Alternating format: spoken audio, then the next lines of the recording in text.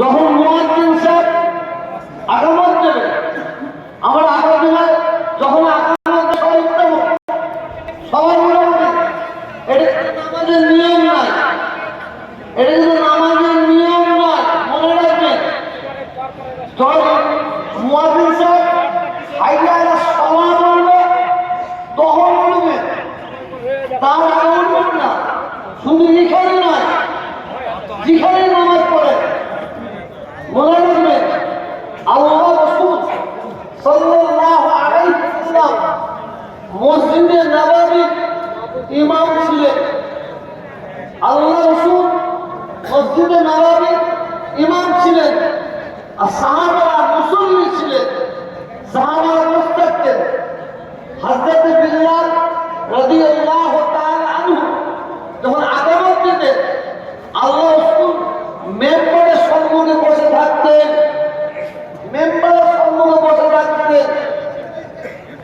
যখন আসাদুল্লাহ মুহাম্মদ রাসূলুল্লাহ বলতেন, হযরত বিল্লাল এইভাবে হাত দিয়ে দেখাতেন, আসাদুল্লাহ মুহাম্মদ রাসূলুল্লাহ, আসাদুল্লাহ মুহাম্মদ রাসূলুল্লাহ। সবাই পড়েন সাল্লাল্লাহু আলাইহি ওয়াসাল্লাম। মুকা এই যে একবার কি বললেন সাল্লাল্লাহু আলাইহি ওয়াসাল্লাম বললেন, হ্যালো হ্যালো, এই যে একবার সাল্লাল্লাহু মাইকটা ডিস্টার্ব করে যাবে।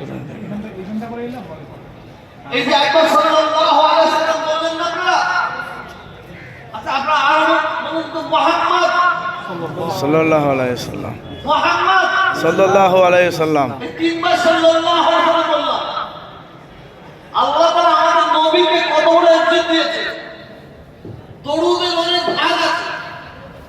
সাল্লাল্লাহু আলাইহি ওয়াসাল্লামের ছোট দরুদ যখন সাল্লাল্লাহু আলাইহি ওয়াসাল্লাম পড়লেন, পবিত্র রমজান মাসে আল্লাহ কসম করে বলছি, সাল্লাল্লাহু আলাইহি ওয়াসাল্লাম বলার সঙ্গে সঙ্গে আল্লাহ আমাদের 10টা বড় গুনাহ মাফ করে দিলেন। সুবহানাল্লাহ।